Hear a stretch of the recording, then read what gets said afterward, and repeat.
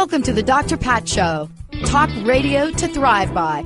Powerful, inspiring, and coming to you live, bringing you stories of people like you and me, busting through and living life full out. Get ready to dare to wonder what your life would be like if you knew you could not fail. Hey, everybody. Welcome to the Dr. Pat Show, Talk Radio to Thrive By. I'm Dr. Pat. Thank you all for tuning us in, turning us on. I'm really excited about this show today. So, in the last show, we talked about symbolism, and we talked about different things and signs that show up in our lives. And what I didn't talk about, I was saving for this show. And the reason I was saving it for this show is because I want you to hear it from somebody that doesn't just talk about how to connect the dots in life, but how to live them. We're going to be talking with Jan Phillips about Still on Fire, Field Notes from a Queer Mystic. Now, what does that mean? It means so much, but it means even more than that. What it means is that in this life, we get an enormous opportunity to show up as our authentic selves. And that word is thrown around like a lot, like authenticity, authentic. Everybody on the planet knows what it feels like when you're showing up as somebody you're not. You know what it feels like, right? If you do it long enough, what happens is you get depressed. You end up really doing things in life that are just not filling your soul, right? If you're like my mom, life gets to be really, really hard and you take your life. But the point is you get it. You understand that you are on a journey, and that journey is going to give you an opportunity at every turn, every crack, every crevice to either deny the truth of who you are or stand tall and honor the truth of who you are. That's what today's about. That's what this book's about. That's what the world right now is inviting all of us to do. Because silence is deafening. It is so deafening. And yet at the same time, how have we learned it? Have we learned how to do this? That's why I love Still on Fire, because I love what Jan is doing. See, this is a reminder of us, right? To look at how we grew up, what our religious underpinnings were, what has wounded us, and what does spiritual healing, forgiveness, gratitude, social activism, if you're her, if you're me, what does that do to remind us that we are truly alive? Today, you're going to take this journey with us. You're going to take the journey from the beginning. What does it mean to be a queer mystic? What does it even mean, right, to be able to even say that in today's world? It is a far cry from the times I shared growing up in New York and Stonewall. But is it really? Jan, great to have you. Welcome to the show. Hey, I'm just happy as heck to be here. Yeah, let's talk a little bit about some stuff. Good. Okay, I want to start out with this. I was 6 or 7 years old, and I did something unconscionable, I don't know, whatever the word is. I did something in a Catholic boarding school that got me expelled. Now, yeah, it's good news, actually. But let's talk about our early experiences with religion, with what we come to be groomed, right? Sometimes not by choice. And, that's where you start the book. You come out of the book and you talk about things, but you also remind us that the kingdom of heaven is all around us. Isn't this paradoxical? Isn't this what? Paradoxical. Paradoxical. Oh my. Because we live in a world of duality. And what we know is in the real reality of the supreme reality, everything's one, right? So to tease apart the dualities, to be aware always that there's two sides, that's a good thing. And then for us to be able to transcend that. But Catholicism, I don't know how about the other religions, how they install it, but Catholicism gets installed like a software program. I find out later that it's corrupt software because it doesn't have room for me in it, right? Right. It just banishes the homosexuals and queers and God knows who else. But I took it hook, line, and sinker because it fed all my senses. The music was beautiful, the incense, the vestments, the rituals. Catholics do that in spades. And so we get captivated by the spiritual trappings and by the they put out mysteries and mystical truths like they're going out of style. Right? Assumption of Mary into heaven, Jesus resurrecting from the dead, virgin birth, God help us. All these things which could not possibly happen, they say, oh yeah, these happen because we're Catholic and we're the lucky ones and we're the one true faith. So a person has to really apply some spiritual intelligence as an adult and reckon with, is this a faith? Are these doctrines and dogmas something that's meaningful to me or something that's not? And so for me, no, they're not meaningful.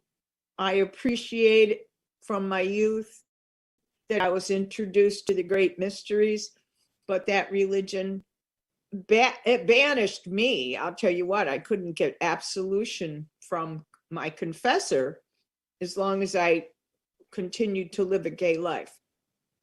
So it's dangerous and harmful to so many people. And let's talk about the danger and harmfulness, because we now know religion or non-religion, the guilt, the shame, and the disconnection from humanity that people in the LGBTQ AI community, people that know who they are and are faced with not accepted, not accepted, not accepted, you're different, you're not enough, you're different, you're not enough. And this is a resounding message across the board, which is also fueled by the very tenets of religion everywhere. It's where it comes from. Mm-hmm. It's the basis of it, whether you're in the Middle East, it's Islam, Mm-hmm. whether you're in Africa, it's Protestant and Catholic missionaries that have gone over there and colonized those minds. And they're actually killing more gays than anyone else that I know of. Africa is a terrible place to try and live out life as a queer person. You're very apt to get murdered, and same in the Middle East, right? So, and that's why tortured.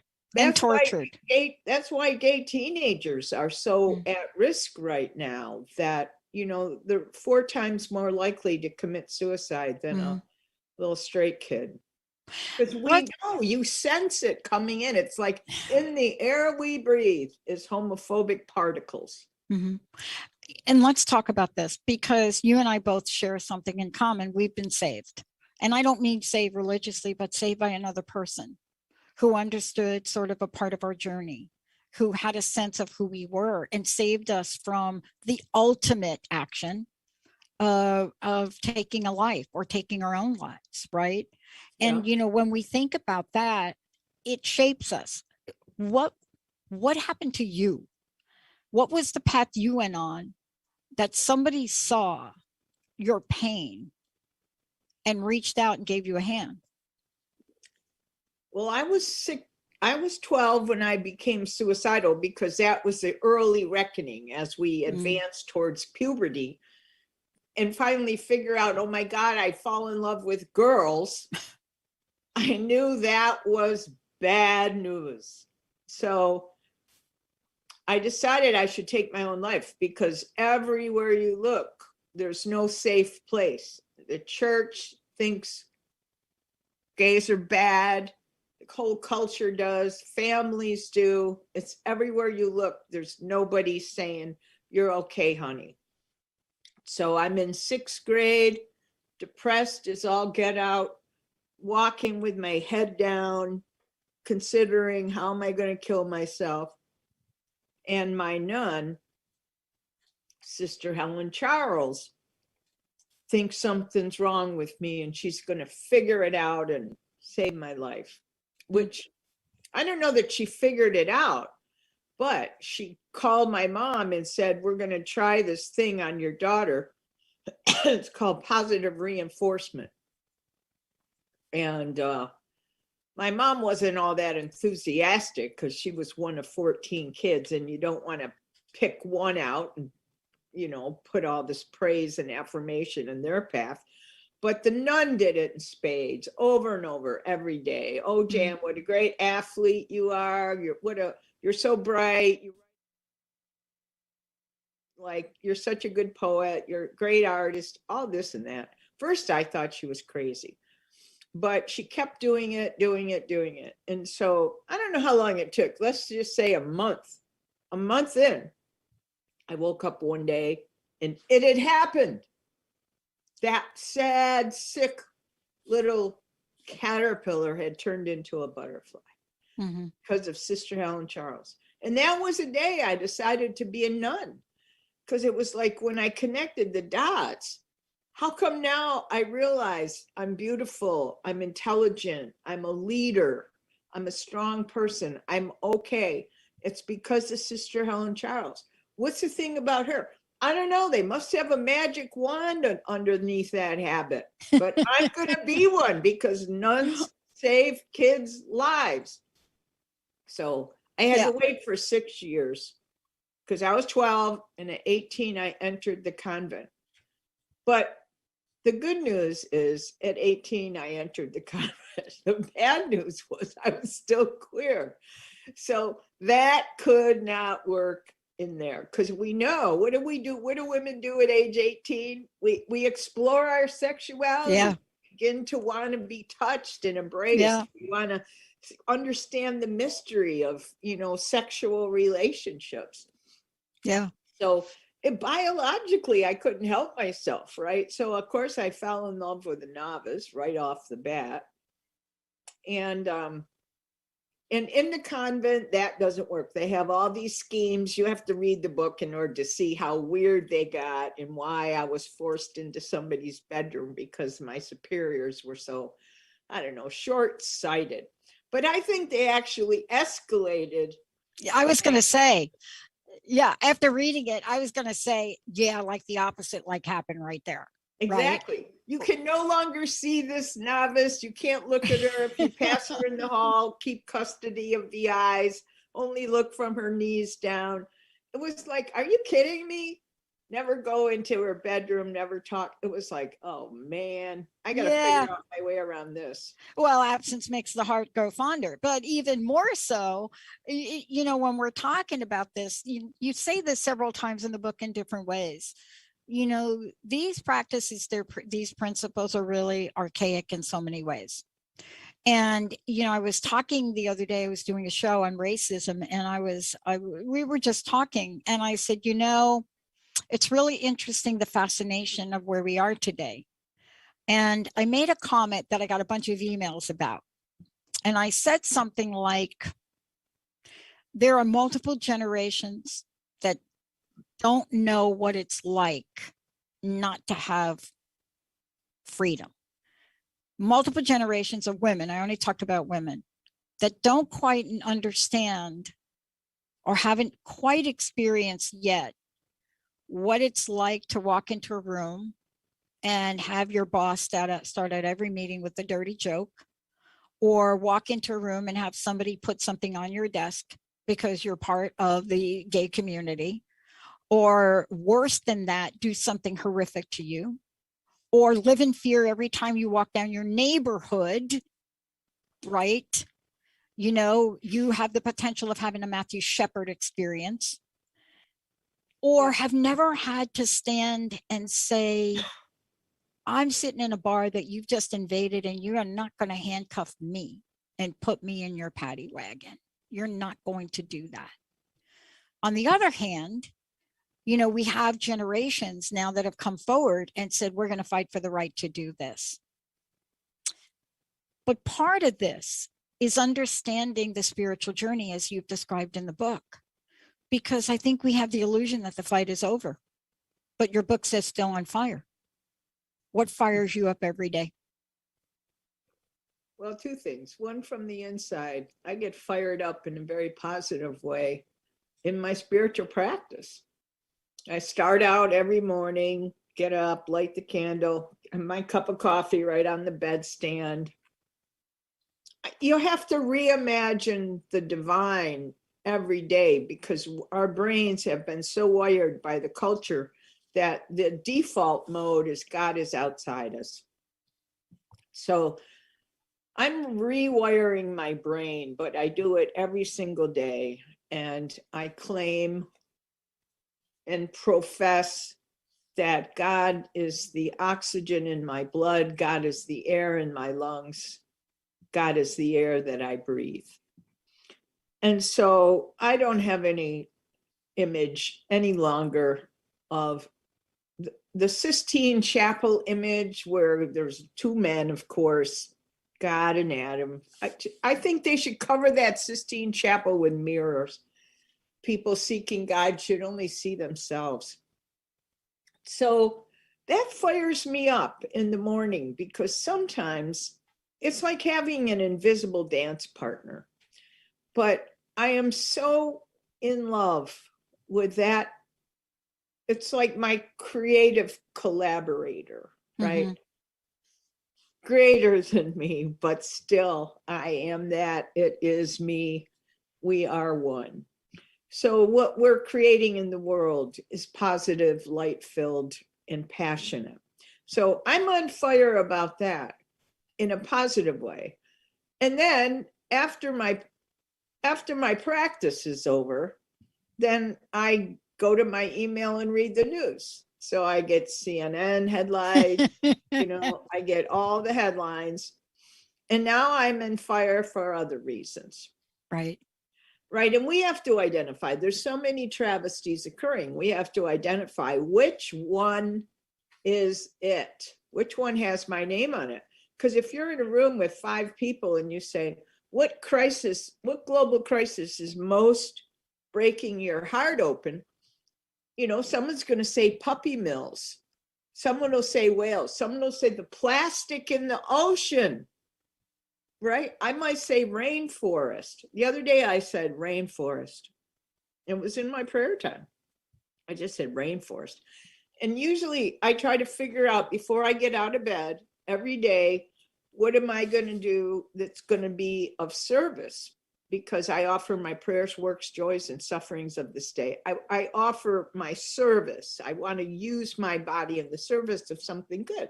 So when I considered, oh my heavens, if it's the rainforest, what am I going to do? And I was in a quandary about that because, I live in a border town. I'm in San Diego. So easy when you say the crisis is the migrants, and Right. Jewish Family Services has a program where I volunteer and drive migrants to the airport, blah, blah, blah. That's an easy connect. But the rainforest was like, oh man, that's really troubling me because they're burning down the Amazon rainforest to make room for cattle for our burgers. It's just a travesty. Yeah. And so I didn't know what. I closed out my prayers. I opened up my email, and the first email in my box is from Rainforest Alliance. I go, oh, an answer to my prayers. And I just donated $25. So we pretty much, how we project our thoughts and intentions and desires outward causes the universe to bring things in our path that are responsive to that. Yeah. That's like the dance that we're in. I love it. And I love the dance that you invite us to in the book. First of all, thank you for sharing your journey and your story, because, I've been doing this for 18 years, very accidentally dialed a phone number, paid for a lot of money for an hour of airtime back in 2003 on the internet. And I never looked back. Yeah. And in 2009 and 10 started the Transformation Network and Transformation Talk Radio, which you're on. Never looked back. Good. But underneath all of that was a lifetime of what you write in your book. And I was struck by a couple things. There are a couple of images in the book. I had to laugh a little bit. And I don't remember what year the photo was from in the book. It's the photo you took, and it's the one that says homosexual agenda. And it says, spend time with the family, be treated equally, buy milk. Yeah. And I looked at that and I thought for a minute,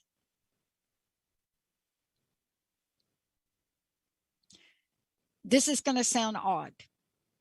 How has the gay, and let me just call it the gay movement, Yeah. for lack of spelling out all the letters, but how has this movement succeeded where others have failed?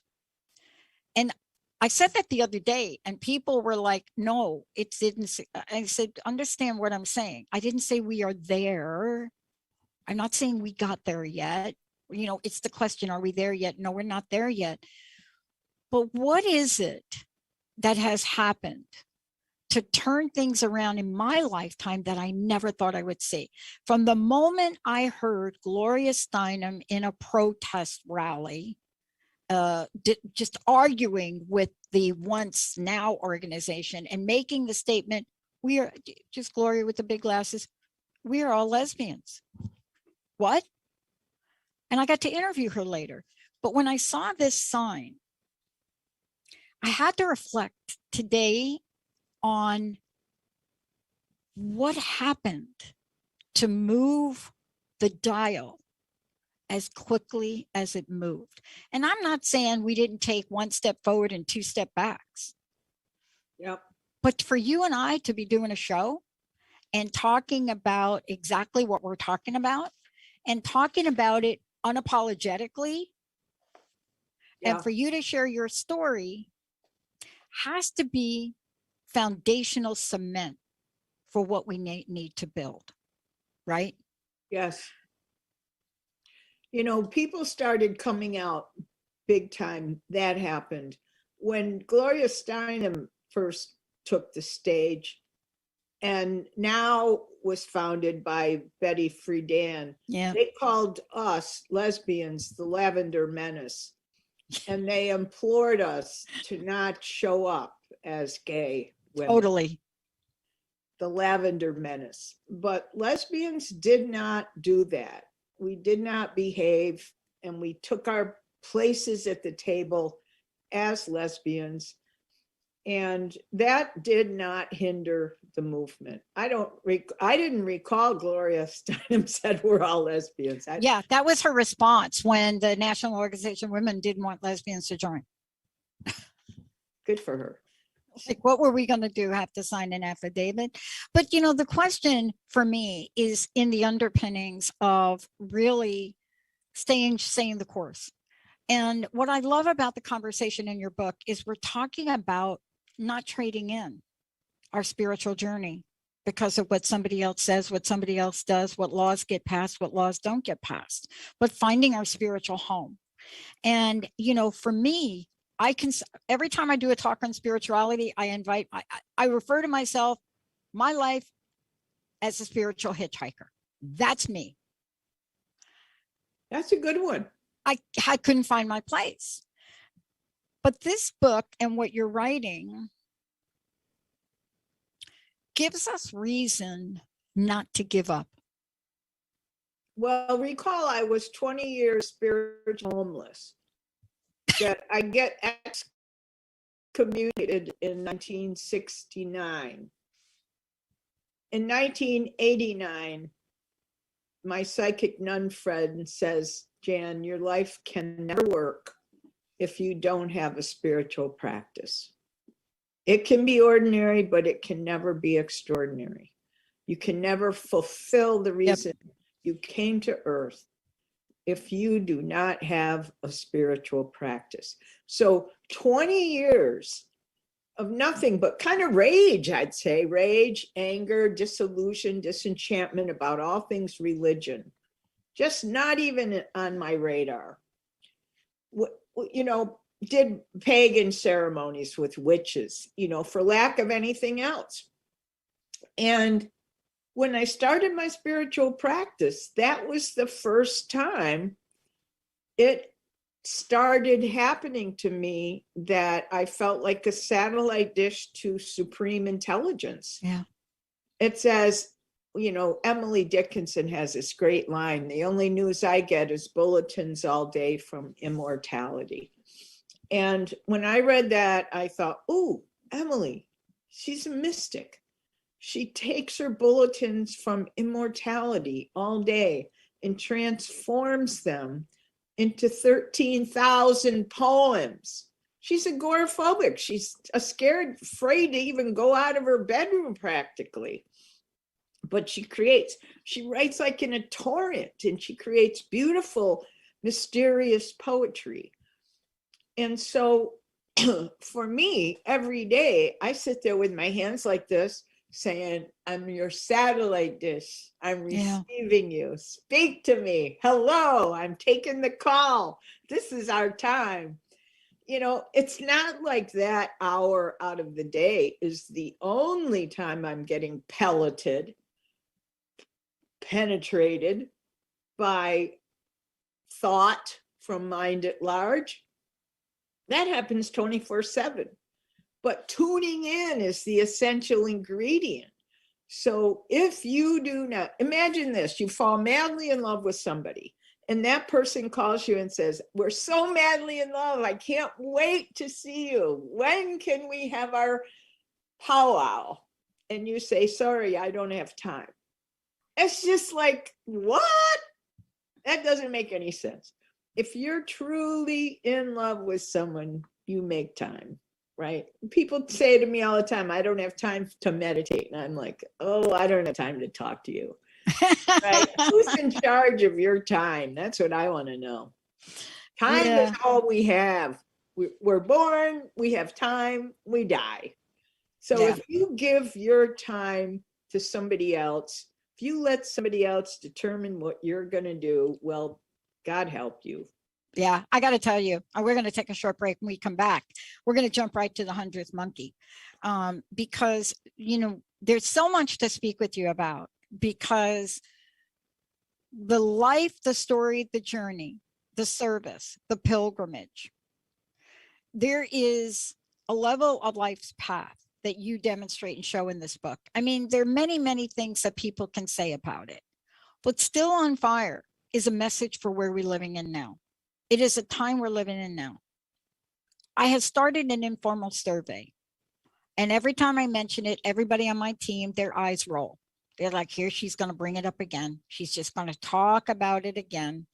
And I started a survey, and I ask women that I talk to, I say, look, before we even talk, I got one question for you. Are you aware that the government had the opportunity to give you equal pay? Are you aware of that? I don't hear anything. The pin drops. I said, are you aware that the government also denied that you have equal pay about 2 months ago? And you can hear a pin drop. When we come back, the question is, when you are seeing now from the heart, the soul of my very special guest today, when you are in that moment, when you are still on fire, and you're reading Field Notes from a Queer Mystic by Jan Phillips, my very special guest, when you hear Still on Fire, are you willing to move in the yes direction? Because when you don't have time to meditate, you're really saying, I don't really believe in that. When we come back, what's your 100th monkey? What is your 100th? Fill in the blanks on your own. Because where we are right now, this is not a time for everybody to go to sleep. Nope. It's not all good. It's not all bad, but it's certainly more than that. Where can you plant your spiritual connection and let it grow? We're going to take a short break, everybody. We'll be right back. All clear. Thank you, Benny. Thank you, Jan. How's it going? Going fabulous. Just ordering my winter clothes from Land's End. I love Land's End. Are you ready to put down that drink or drug for good? Are you struggling FYI, to maintain your recovery from addictive behaviors? Do you home need community, help with a family member or loved one who's in Church of early Religious recovery Science. or battling addiction? I go to Get Unity. the help Yep. and guidance And you need I by was given arranging a a book. recovery recharge remember phone the year it session was. with I me, know it was Ellen right after I Stewart, moved to Seattle. I pushy was broad totally from the depressed. Bronx, I was like a certified mess. life and recovery And coach. Call was given the Dynamic Laws of Prosperity- 1-800-889-1757. Dynamic Laws of Prosperity by Catherine Make an appointment today And I or remember go to being my given that book, website, and I remember, pushybroadfromthebronx.com, reading it and saying, and "This is click the on the most link hokiest that says thing I ever read." Recovery Recharged. And then I Don't read it wait. again. Get the help you need And then I today. ended up teaching This it. is Ellen and then Stewart, Unity Pushy sent me Broad the from the entire Bronx, collection on of Ponder books, and I taught the TransformationTalkRadio.com. entire collection. Everything from Moses the Millionaire, right? And then in Seattle at the Is your time, life stressful we and had unfulfilling? one of the Would largest you like to make centers for changes, spiritual but living. you don't know how? Ernest Hi, Home I'm Church of Dr. Religious Pat. I'm the Science. host of the Dr. Pat Show. I'd like to recommend The Necktie I and had the found Jaguar a place by Carl Greer. where This people is a were memoir gonna with ask questions me to help you who I change your was, story and live a what my life that's sexual more preference pleasing was, to you. For what I more was doing in the information or world, to purchase whether this I was fabulous good, bad, or book, indifferent, please go to or did I have to do penance for eating transformationtalkradio.com meat on or go Friday, to which they then changed. carlgreer.com. We figured by the Are you time we still in turned 50, Seattle? we kind of had Yeah. life figured out. Hey, I'm But we were coming up not in the prepared for spring. the realities of Where are midlife. you coming? Are Tune you coming into, and that's when I Bellevue, I realized think. the truth and comedy I've got- of I'm gonna midlife. s- With me, I Susan have a book Dolce. tour And me, set up. Leon Dyer, I'm every setting second it up and now, fourth but I Thursday haven't at put 1 it in. You p.m. gotta let us Pacific know. on You gotta let us know. TransformationTalkRadio.com. You're not When I get alone home. in these challenges, and sometimes you just gotta laugh. Why don't you Find us at take susandolce.com. down my cell And phone? LeonDyer.com. Wait, I can't give it to you during the break because Benny's Want to watching. ignite your best I'm life gonna put full it of in the joy, chat. passion, and All right, or your purpose? email. Then join I'm me, gonna put it right in the Stephanie chat. Let me put it James, right in the for chat. The Spark, Okay. Wednesday nights, 6 o'clock Pacific Time, 9 o'clock Eastern, on That's TransformationTalkRadio.com, my email. and learn how together So when we come we back, can illuminate I wanna really the take world. turn Learn more to on what I call the StephanieJames.world. The best Okay. is yet And to it's the come. invitation to Hi, I'm Mary Jane Mack, carve out a and yes, pathway our for office life is style open, that's and we are know, doing strictly close to phone one's life, if that's consultations. even If possible you to do. would like to call and get tuned By up, the way, it's perfect at time my with young everything age, I that's got going sent to on bed. and things aren't calming And that down. was the Pick up solution. the phone and give us a call. Like when you're It's 6 quick and and 7 easy and it's you fun. know, If you'd like more you're information in a on it, you can look at predicament with, maryjanemack.com you know who you are. or Listen to call our Dr. office Jacoby. at What 888-777-4232. Same story as you. Same Hmm. story as you. Except I got kicked out of Catholic You boarding ladies all school set? Yeah. Sorry. for hearing the voice of God, and that's why I got kicked out. Yeah, Benny, thank Stand you. by.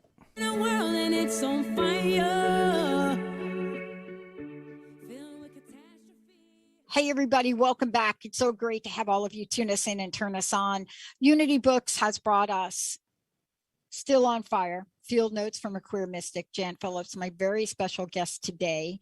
I also want everybody to know that if you want to find out more about Jan, we're going to make sure you do that. If you want to get a copy of the book, we're going to make sure you do that as well. And so for those of you tuning in, let me just say this.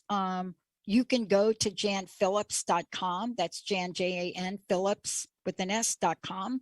And you're going to be able to take a look at more than just the book. You're going to be able to really see a life purposeful passion and what it means to be somebody that took these early life experiences and never really looked back, except to write about it. You know, when you think about her 11 award-winning books, a thought leader, connecting all the dots of spiritual intelligence by sharing her own personal story, but also a personal story that allows us to understand that we are not alone when we take this journey. We're not alone when we feel left out or not included. We're not alone. And no matter how hard we try, unless somehow you choose to change yourself, which is close to impossible to do, and what we're talking about today, you have to find a way to heal. You have to find a way to peace. You know, you have to find a way, ... fill in the blank. That's what this book is about. That's also what Jan's book and work is about. You know, her books have been endorsed by pretty much all the people you know and you've heard on the show. But this book in particular is a book for our time. And the reason I say that, Jan, that this is a book for our time is it has to do with what I shared with you during the break. It has to do with us not talking about what the journey has been like, what has been fought for, what is at risk of losing, and what the path of freedom is for people that are not really willing to pretend to be something or do something they're not. And boy, when you do that, Jan, that just doesn't feel good. It hurts, doesn't it? Mm-hmm. The 100th monkey I want to talk about, because you talk about a small story that turned your life upside down. We all have them. We have them. I've been reflecting on them more than once. But there's a gift in some of these life-changing events, aren't there? Even if they're painful. Heavens, yes. Especially if they're painful. Let's talk about this one. And the reason I'm really struck by it is because one of the dates you reference in the book is Linda, my best friend's birthday. And so I glommed onto that, September 20th. And, you know, and there are so many things that I think about that we could see as setbacks that would cause us to lose hope. What have you discovered about overcoming obstacles and challenges? Boy, that's a good one. You know, I think a lot of people who, you know, I teach around the country, right? So I always have groups of 40, 50 people in front of me. The commonest thing, I think, is that people don't quite know how to find their path. And they sit there and they hear me talk and they have this story in their mind. Oh, she's so smart. She knows everything. She's the one. Lucky her, unlucky me. And they can't figure out how, if they want to do this, if they want to be a retreat director, if they want to write a book, it's the same formula. It's the same recipe. Take a look at what has happened to you since your first memories. Now, we already know you were about 6 or 7 when you had your first tragedy occur, or maybe you were even younger, but age 6, you know, and then all of us take some time to do this. You know, imagine your life as a spiral. You take a pencil, you start in the middle and you just go memories. The memories that our bodies hold, our cellular memories, are big because those things happen to us at the invitation of our soul because we came here to be chiseled into a masterpiece. Chiseled doesn't feel good, right? But it's those turbulent experiences that cause us to know something. That yours was in trouble because I'm in a conversation with invisible forces, right? Yeah. That should have been encouraged and questioned. It should have been inquired into. But instead not, because the culture is not advanced and it's not evolved. But that's why I deal with evolutionary creativity. It's different than the creativity of the Renaissance. It's not just about creating a thing. It's not just about creating a book. It's about creating a book that helps the whole human tribe better understand our trajectory. And so I try to tell everybody, if you do your own work, like, how can I write a memoir? Should I write a memoir? And it's like, I don't know, do your spiral. See, if you look at, all right, age 6, and then first Holy Communion, and then your first love affair, your first kiss, the marriage, the rape, the violence, the abuse, whatever. Some of it's good in bad terms. That's duality again. Some of it feels good and some of it doesn't, but it's all on your spiral. If you look at every one of those events and say, this took something from me and it gave something to me, and if you can tease out what it was, then you are ready to tell that story in whatever form. Used to be the only thing available to us to share our stories was books, but that's not the case. You have Transformation Talk Radio. You do it by talking live. You've got a team that supports you. I do it by making YouTube videos. I have a YouTube channel. People do it in all kinds of different ways. You could do poetry reading, turn it into whatever you want. But the first step is taking a look at everything that happened to you and how did you process it? Because it happened for you and it happened through you. And I think the biggest story in the book, it took me 20 years to get over that obstacle of feeling bad about myself because I'm kicked out of the convent and excommunicated from my church. Yep. I can't heal myself. 20 years, talk therapy, all kind, get a letter from my convent saying, why did you actually do this to me? Finally, I went to talk to the nun who was the superior, the director of the whole mother house, 400 sisters, and she was a head honcho. And she had rotated out of leadership, was living in Syracuse, New York. I went to see her. And it's because of that conversation where I asked her, would you just let me tell you the story? And then maybe because you're witnessing it, it could help me reconcile or understand something new. And she goes, yes, sister, I'll do that. I tell her the whole story from the age of 12, getting kicked out, not being able to get my heart fixed after that terrible rejection. And she asked two questions. Would I forgive her for this terrible injustice on her watch? Yes, I do forgive you. Would I forgive the entire community, Sisters of St. Joseph of Corona? Yes, I forgive the entire community. And then some kind of magic happened, like a bolt of lightning. And my whole thinking about it got shifted where it occurred to me, oh my God, I should be thanking them for the privilege of 2 years of a monastic experience. They were smart enough to know I didn't belong there. I'm no kind of nun, that's very clear. And then they let me go. But they let me come in and get my spiritual underpinnings, find my spiritual teachers, understand community, know the formula for bliss, which is equal parts in my day of work, prayer, solitude, and community. So get all that figured out, and then they can let me go. And so then I realized, oh my God, this is the other side of the story. It wasn't a country western tune anymore about how they done me wrong. It was like, I'm so thankful for you for that opportunity. Because imagine the privilege of spending 2 years in a monastery.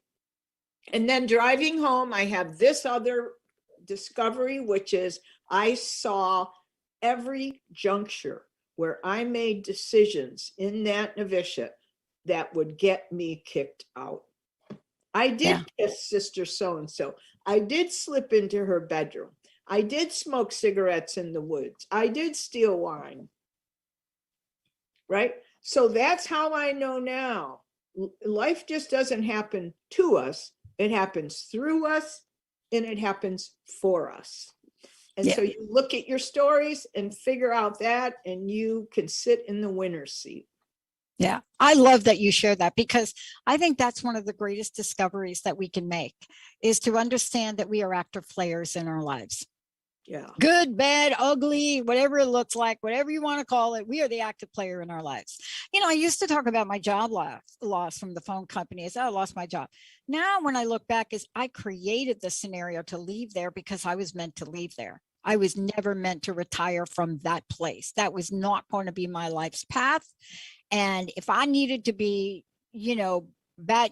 crazy to get downsized after I was the person in charge of the program, that was by my doing. Yeah. I also realized too, as I continued to read through your book, you talk about this journey leading towards, a pilgrimage with the heart chakra, but also a way to find the balance of things. And the harmony of things. And so often there's a confusion, and I want to talk with you about that in the time we have left. There's a confusion between seeking peace and harmony and hanging up your activism swords. And so that's what I thought for a number of years. I thought, okay, grew up as an activist. My stepmom, I got to tell you, she was the lifesaver for me. She was like this, she was my Southern Baptist, young, first child 12, second child 13, fireball. And there was no way you were going to tell her, Mother Superior was going to tell her before she became my stepmom, that it was wrong for me to talk to whoever I wanted to talk to. Right. But there's a muscle that gets built from these challenges and these obstacles. And when you come out and you write a story like this, you know, people ask interesting questions. I don't have a question about why you call yourself a queer mystic. I don't have that question, but I bet a lot of people do. I bet a lot of people want to know from you why this is important to you. I know why it's important to you because I know the journey that this takes. But for yourself now, there's a whole lot of healing we got to figure out how to get on here. And if we don't start that healing within ourselves, as my mama used to say, it's going to be a sad day in hell. What would you say as we kind of move forward here?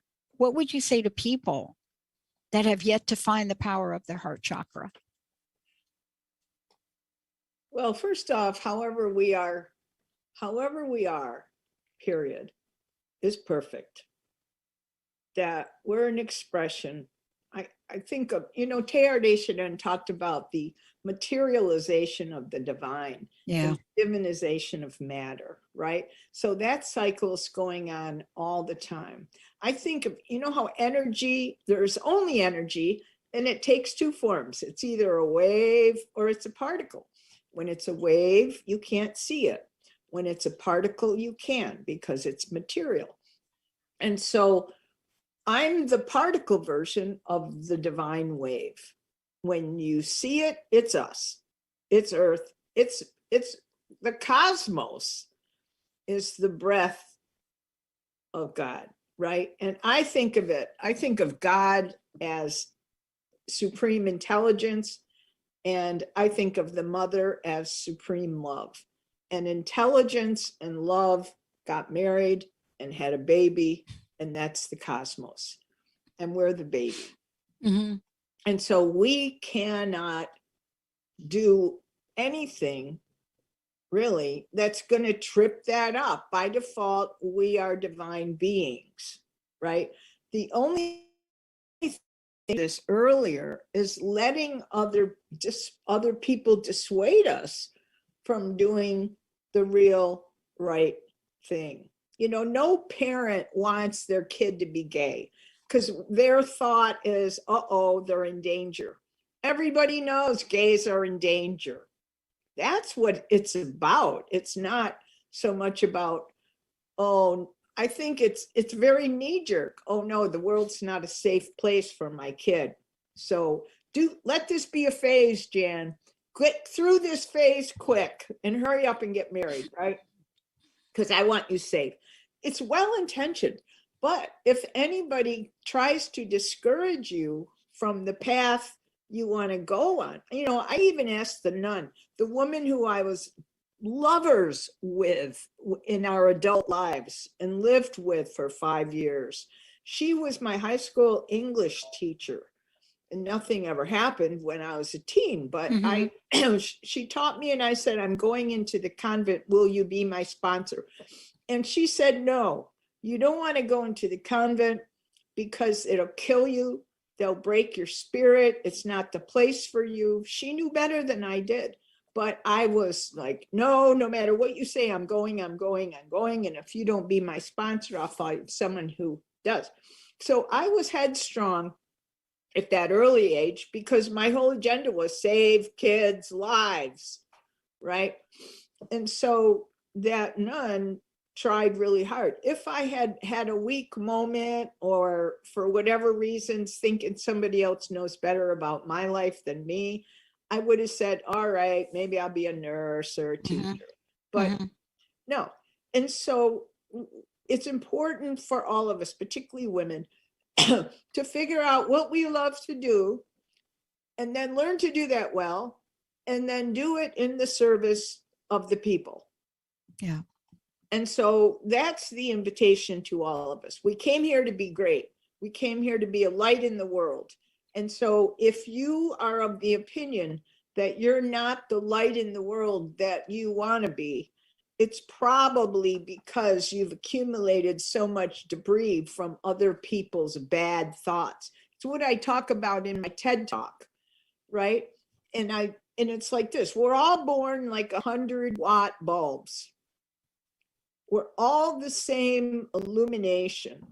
But what happens is, as we go through time, we accept other people's ideas for us, and it comes like dirt and debris and covers our bulb. So you get some in fifth grade being like 40 watts. Everybody knows what it's like to have lunch with a 10-watt person. You pretty much unfriended them by now, because we don't have time. We don't have time for people who are not bright and strong and courageous. So what we have to do is figure out, how do I separate myself from those inherited thoughts that hurt me and that are harmful and that come from outside of me? How do I stop thinking those thoughts? And that's a process. And some people may need therapy. Some people just might need to read my books, because every one of my books is about that. I have Divining the Body, how to stop hating your body, how to figure out why it's important to make a commitment to your creativity. So there's always an answer. You know, Jan, first of all, thank you for joining us here today. And by the way, please let folks know how they can get a copy of this book, how they can get a copy of the other books, and also about your foundation. And thank you so much for reminding all of us of what it really, really means to choose a pathway of freedom, even if sometimes it doesn't look like we're going to get there. So please tell us how to find out more about you, where you're going to be, what you're up to, and how to get a copy of the book. Well, I would say first, just go to janphillips.com and put your name on my mailing list. It's an email mailing list, and you'll hear from me every Sunday morning. I send out, in honor of Emily Dickinson, bulletins from Immortality, short little thing every Sunday morning to support you and cheer you on in your becoming your authentic self. And then you'll be in my circle. And then I send out once a month a newsletter saying this is where I'm going to be. Like, I'm going to Seattle in the spring. I had a whole book tour plan, which I just canceled because of COVID. But I'd say I'm doing retreats here in the Midwest, here in Massachusetts. So you'll be, if wherever you live, you'll know when I'm coming to your community. And then we can, who knows, meet for lunch or pizza and a beer. I love it. Jan, thank you so much. Thank you so much for reminding us we have the fire within. Thank you so much for that. I'd love to know your personal message. I'd love to know what you'd like to leave us with today. Oh, that's a good one. They should have warned you about me. People can keep reading books, but people don't have to. Because the next book I'm doing, it's called Stop Seeking, Start Finding. Because whatever you're looking for, it's right in here. It's right inside. It's right on the other side of your t-shirt, right? It's in your flesh and bones. So figure out how to harvest the field of your own dreams. Look inside, see what you know. You might need a thought partner for this. Yeah. You know, it might help to maybe call a book club, read this book together. But human interaction with other women is really important, because the wisdom is within us, but we need to hear ourselves articulate it in order to know what we're thinking. Maybe introverts can figure that out, but I can't ever know what I'm thinking until somebody asks me. So yeah, to be part of circles of support. Get on my mailing list and I'll see you when I come to your community. Yeah, I just did. And by the way, I'm an extreme introvert, and no, we don't get it either. No, even as extreme of an introvert as I am, Yeah. witnessing is important.